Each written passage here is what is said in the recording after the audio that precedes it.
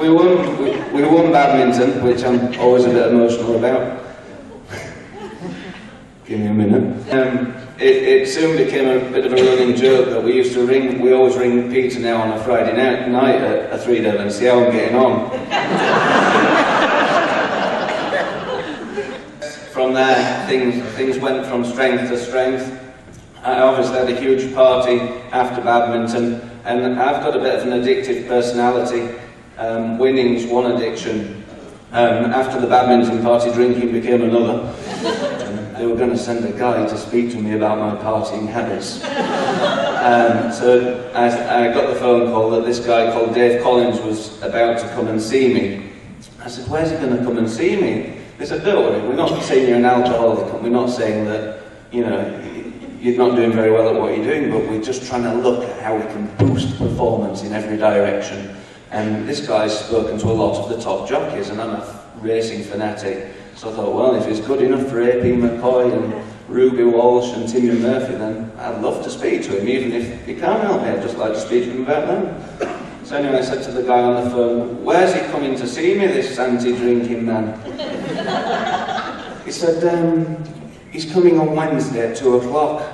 I said, Wednesday at 2 o'clock, where? He said, what do you mean, where? I said, well, my mum and dad are at home. If anti-drinking man comes to my house, they'll think I've got a drinking problem.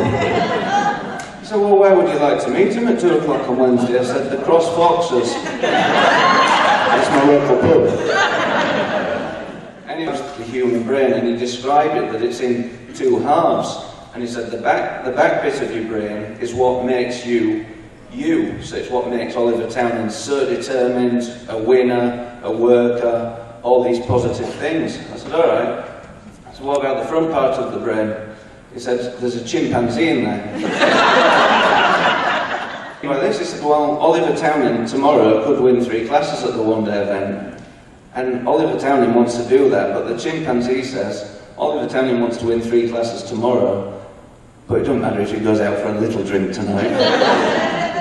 And he said, you're chimpanzee, you can't control it because it's that wild. So you've got to try and befriend this chimpanzee. Anyway, our first meeting was over and he discussed how I was going to do this. So I went to the first event after this and I rung a few mates up and said, you know, told them that I have a chimpanzee in my head. And again, Jeff Billington, the show jumping friend, he said, I rung him up the day after, he goes, how are you getting on with Marmaduke? I said, what do you mean?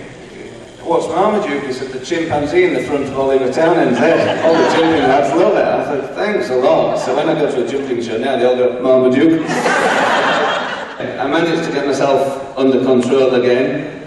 We went to Burley, and Burley was another story. Mr. Courtray had had a good year selling horses, and the previous year, I've always been a massive, massive fan of Carousel Quest, ever since Cressida Clay Redding first brought him out. She did a wonderful job of producing him. To me, he was just the ideal athlete event horse, but he was quite well known for being lame. He'd been lame sort of 3 years before we got him on and off, and missed quite a few big runs because of this lameness. Anyway, it was for sale, and he'd failed the vet a few times for, again, some of our top riders.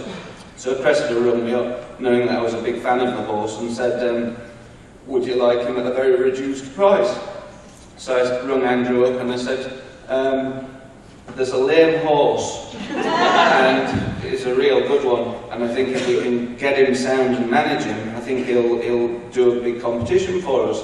And Andrew had always sold his horses, for my benefit more than anything, before they got to that level, and he said, seeing as we've had such a good year with selling these horses, I'm going to treat you. This is going to be one for me and you. He said, this is never ever going to be sold, we'll take a chance. So we bought the horse at very good value. The other thing that was interesting about Andrew Courtray was that he'd always dreamt of having a horse at Burley. I think the initial dream was that he was riding it, but I've never asked him that then. But he never dreamt of one running at badminton, but strangely enough always wanted one to run at Burley. So from that point on, we went to Burley, and Andrew's first horse led the dressage, went clear cross country, and clear show jumping and won Burley. So it was again, a real sort of turn up for the books, and it did literally happen a little bit like that, thanks to a very good, again, management team and an unbelievable vet, Neil Ashton, that I work with. So again, you don't realise what things go on at this stage, because the Rolex Grand Slam gets mentioned, but that's something that Pippa Funnell won once, not something that Oliver Townend's ever going to be up for.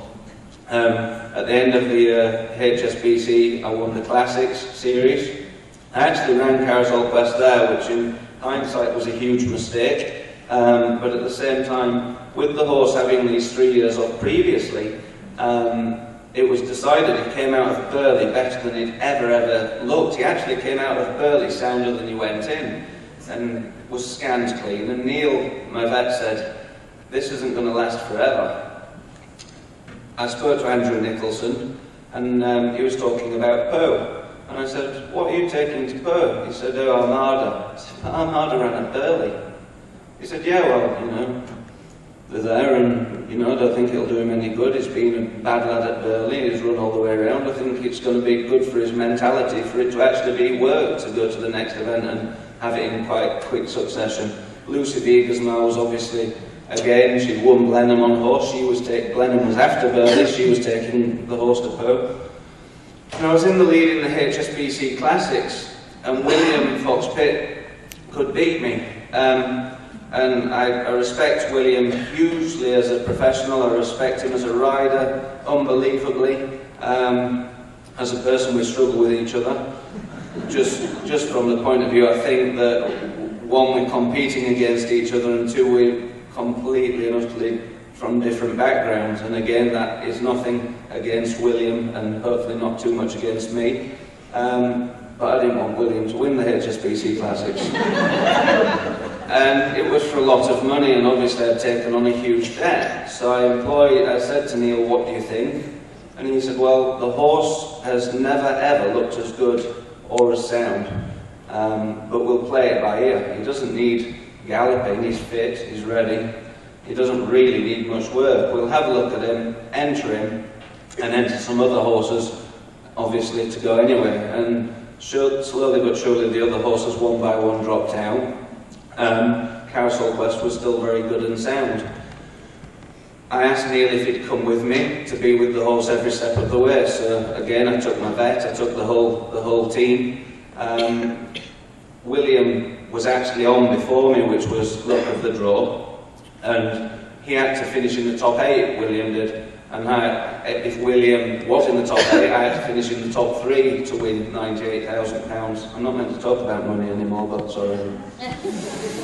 So we went there, and I watched on the big screen as I was warming up William going round.